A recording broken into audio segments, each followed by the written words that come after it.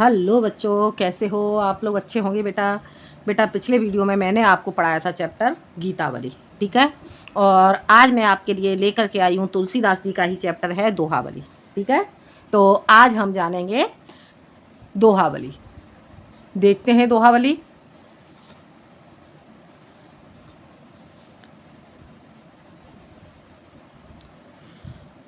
हरो चरहि तापहि भरत, फरे पसारहि हाथ। हरो चरहि तापहि भरत, फरे पसारहि हाथ। तुलसी स्वार्थ मीत सब, परमारथ रघुनाथ। क्या कहते हैं यहाँ पे तुलसीदास जी? देखते हैं बेटा। पहले इसका संदर्भ देख लेते हैं। इसका संदर्भ क्या लिखोगे बेटा? संदर्भ इसका लिखोगे, प्रस्तुत दोहा गोस्वामी तुलसीदास द्वारा रचित दोहावली से उद्धृत है, ठीक है। प्रस्तुत दोहा गोस्वामी तुलसीदास जी द्वारा रचित दोहावली से लिया गया है, ठीक है बेटा। ये हो गया आपका प्रसंग, संदर्भ। और इसके बाद बेटा इसका प्रसंग क्या हो जाएगा? प्रसंग देखते हैं बेटा। इसका प्रसंग हो जाएगा बेटा, प्रस्तुत पद्यांश में तुलसीदास जी कहते हैं कि संपूर्ण संसार स्वार्थ का मित्र है। प्रस्तुत पद्यांश में तुलसीदास जी कहते हैं कि संपूर्ण संसार स्वार्थ का मित्र है, परमार्थी तो केवल प्रभु श्री राम ही हैं, ठीक है बेटा। तो ये हो जाता है इसका प्रसंग। देखते हैं। हरो चरहि तापहि भरत, फरे पसारहि हाथ। तुलसीदास जी कहते हैं, तुलसीदास जी क्या कहते हैं इसमें? देख लेते हैं बेटा। तुलसीदास जी कहते हैं हरो चरहि, क्या कहते हैं? हरो चरहि तापहि भरत, फरे पसारहि हाथ। हरो चरहि, जब हरा होता है क्या? वृक्ष, ठीक है। जब हरा होता है तब इसे क्या चर लेते हैं? कौन? पशु चर लेते हैं, ठीक है। जब ये हरा होता है तब इसे पशु चर लेते हैं, जानवर इसे चर लेते हैं। तापहि भरत, और बाद में इसे जला करके ताप लेते हैं, ठीक है। हरा होता है तब तो इसे पशु चर लेते हैं, और जब ये सूख जाता है तो क्या होता है? इसे तापहि भरत, इसे जला करके ताप लेते हैं मनुष्य। फरे पसारहि हाथ, और जब ये फल देता है तो हाथ फैला करके फल को ग्रहण कर लेते हैं। तुलसी स्वार्थ मीत सब, तुलसीदास जी कहते हैं स्वार्थ मीत सब, सभी स्वार्थ के मित्र होते हैं। तुलसीदास जी कहते हैं कि सभी स्वार्थ के मित्र होते हैं। परमार्थ रघुनाथ, परमार्थ अर्थात परमार्थ करने वाले अर्थात परोपकार करने वाले तो रघुनाथ ही हैं। दूसरों के बारे में सोचने वाले तो रघुनाथ ही हैं। आ गया बेटा समझ में? एक बार फिर देख लो इसका अर्थ। हरो चरहि तापहि भरत, फरे पसारहि हाथ। तुलसी स्वार्थ मीत सब, परमारथ रघुनाथ। हरा होता है तब इसे जानवर चर लेते हैं, और जब सूख जाता है तब इसे क्या करते हैं? भरत तापहि, बला इसे जला करके ताप लेते हैं। फरे पसारहि हाथ, और जब ये फल देता है तब हाथ फैला करके फलों को ग्रहण कर लेते हैं। तुलसी स्वार्थ मीत सब, तुलसीदास जी कहते हैं सब स्वार्थ के मित्र हैं। परमारथ रघुनाथ, परमारथ तो परोपकारी तो रघुनाथ ही हैं। आ गया बेटा समझ में? आगे देखते हैं। मान राके वो मांगे वो, पियसो नित नवनेह। मान राके वो मांगे वो, पियसो नित नवनेह। तुलसी तीनों तब फरे, जो चातक मत लेओ। तुलसीदास जी क्या कहते हैं इसमें? देखते हैं। संदर्भ बेटा इसका वही रहेगा, ठीक है। और प्रसंग इसका क्या हो जाएगा?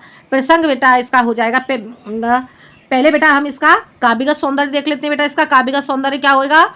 इसका काव्यगत सौंदर्य हो जाएगा बेटा, ब्रज भाषा का प्रयोग किया गया है और शांत रस का प्रयोग किया गया है इसमें, ठीक है। और इसमें दोहा छंद है, अन्योक्ति अलंकार का प्रयोग किया गया है। ये पहले वाले का बेटा आपका काव्य सौंदर्य हो जाएगा। अब हम इसका प्रसंग देख लेते हैं दूसरे वाले का। प्रसंग बेटा इसका क्या हो जाएगा? प्रस्तुत पद्यांश में तुलसीदास जी कहते हैं कि चातक पक्षी ही प्रेम का आदर्श है। प्रस्तुत पद्यांश में या प्रस्तुत दोहे में तुलसीदास जी कहते हैं कि जो चातक पक्षी है, चातक पक्षी ही प्रेम का आदर्श है। स्वाभिमानी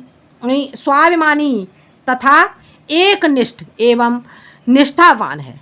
जो चातक पक्षी है, चातक पक्षी कैसा है? स्वाभिमानी है, एकनिष्ठ है और निष्ठावान है।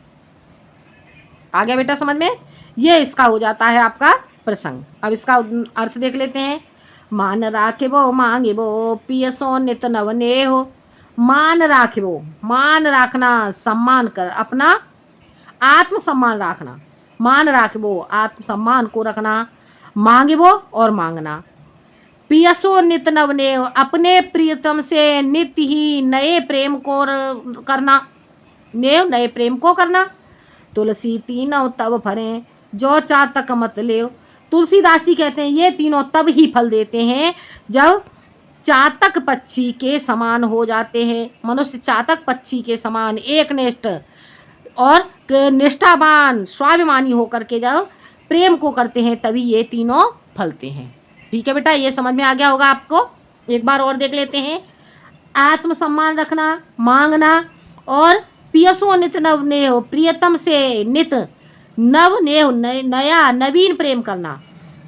तुलसी तीनों तब फरे, तुलसीदास जी कहते हैं ये तीनों तब फल देते हैं जो चातक मत ले, जब चातक पक्षी के समान एकनिष्ठ और स्वाभिमानी होकर के इसे प्रेम को धारण करते हैं। ठीक है बेटा, ये हो जाता है आपका। समझ में आ गया होगा बेटा। इसका बेटा काव्यगत सौंदर्य क्या हो जाएगा? काव्यगत सौंदर्य में बेटा इसमें ब्रज भाषा का प्रयोग किया गया है, शांत रस है, छंद आपका दोहा छंद हो जाएगा बेटा, और इसमें अलंकार हो जाएगा आपका अन्योक्ति अलंकार। ठीक है बेटा, इतना आपको समझ में आ गया होगा।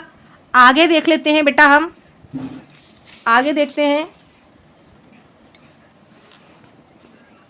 आगे देखते हैं बेटा।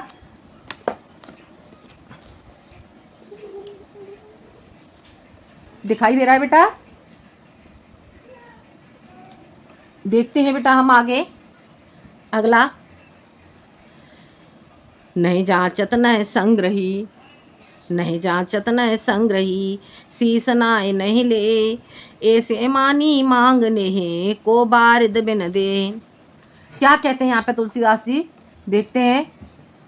तुलसीदास जी कहते हैं नहीं जांचत न संग्रही, शीस नाय नहीं ले, ऐसे मानी मांगने को बारिद बिन दे। बेटा इसका आप प्रसंग लिखोगे तो इसमें प्रसंग क्या हो जाएगा बेटा आपका? प्रस्तुत दोहे में चातक पक्षी के प्रेम को आदर्श मानते हुए तुलसीदास जी उसी के अनुकरण की प्रेरणा देते हुए कहते हैं। क्या कहते हैं यहाँ पे तुलसीदास जी? एक बार देख लेते हैं। नहीं जांचत, ना ही तो जांच करता है, नहीं तो जांचता है, नहीं संग्रही और ना ही संग्रह करता है, शीस नाय नहीं ले और शीस को झुका कर भी नहीं लेता है, शीस नाय नहीं ले, शीस को झुका करके भी नहीं लेता है। ठीक है बेटा, ऐसे मानी मांगने, ऐसे सम्मान पूर्वक मांगने वाले को बादल बिन दे, ऐसे सम्मान पूर्वक मांगने वाले को बादल के समान कौन दे सकता है? आ गया बेटा समझ में? क्या हो जाएगा बेटा इसका? नहीं जांचत, ना ही तो जांचता है और ना ही संग्रह करता है। जो चातक पक्षी होता है बेटा, ये जल का संग्रह नहीं करता है। ये क्या करता है? जो स्वाति नक्षत्र की बूंद होती है उसी को ग्रहण करता है, और ये अपने मुंह को ऊपर करके, ये नीचे चोंच नीचे झुका करके नहीं लेता, ये ऊपर को मुंह करके ही स्वाति नक्षत्र की बूंद को ग्रहण करता है। ठीक है, तो यहाँ पे तुलसीदास जी क्या कह रहे हैं? नहीं जांचत, ना ही जांच करता है, नहीं संग्रही और ना ही संग्रह करता है, शीस नाय नहीं ले और शीस को झुका करके भी नहीं लेता है, ऐसे मानी मांगने को बारिद बिन दे, ऐसे मानी ऐसे सम्मान पूर्वक मांगने वाले को बादल के समान कौन दे सकता है? ठीक है बेटा, ये आपको समझ में आ गया होगा बेटा। इसका काव्यगत सौंदर्य बेटा आपका वही रहेगा, ब्रजभाषा का प्रयोग किया गया है इसमें, और आपका रस शांत है, छंद दोहा है, और अलंकार बेटा इसमें आपका अन्योक्ति अलंकार हो जाता है। ठीक है बेटा, ये समझ में आ गया होगा। अगला देखते हैं। चरण चौंचलो चन रंग, चलो मराली चाल, चरण चौंचलो चन रंग, चलो मराली चाल, छीर नीर विवरण समय, बक उबरत ते काल। क्या कह रहे हैं देखो यहाँ पे तुलसीदास जी? चरण चौंच लो चन रंगो, चरण को रंग लो, चौंच को रंग लो, और अपने नेत्रों को रंग लो। ठीक है, चरण चौंच लोचन रंग, अपने चरणों को रंग लो, चौंच को रंग लो, और क्या अपने नेत्रों को भी रंग लो, चलो मराली चाल, और अब मराली मतवाली चाल को भी चल ले।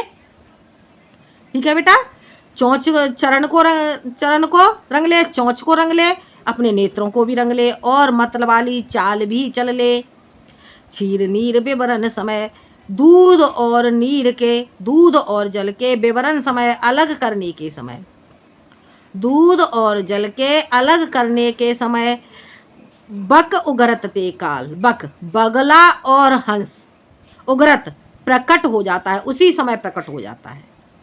आ गया बेटा समझ में?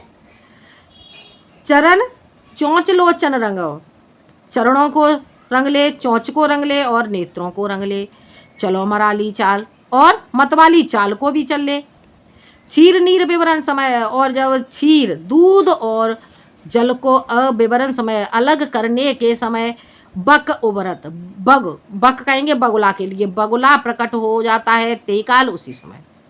जैसे ही दूध और जल को अलग करने का समय आता है, वैसे ही बगुला क्या हो जाता है, उस समय पर बगुला प्रकट हो जाता है, अर्थात बगुला और हंस के बारे में पता चल जाता है। ठीक है बेटा, ये आपको समझ में आ गया होगा बेटा। इसका बेटा आप प्रसंग क्या लिखोगे, इसका प्रसंग लिखोगे बेटा, संदर्भ आपका वही रहेगा, प्रसंग बेटा हो जाएगा इसका। प्रस्तुत पद्यांश में बताया गया है कि, प्रस्तुत पद्यांश में कहा गया है कि आवरणों से व्यक्ति अपनी असलियत को नहीं छुपा सकता। क्या कहा गया है कि व्यक्ति बाह्य आवरणों के द्वारा अपनी असलियत को नहीं छुपा सकता है, परीक्षा के समय वास्तविक व्यक्ति प्रकट हो जाता है। ठीक है बेटा, ये समझ में आ गया होगा आपको। अब हम अगला देख लेते हैं, देखते हैं। आप कहो सब भलो, अपने कह कोई कोय, आप कह सब भलो, अपने कह कोई कोय, तुलसी सब कह सो भलो, सुजन से सराहे सोए। क्या कह रहे हैं देखो यहाँ पे तुलसीदास जी। बेटा इसका पहले प्रसंग देख लेते हैं। प्रसंग क्या लिखोगे इसका?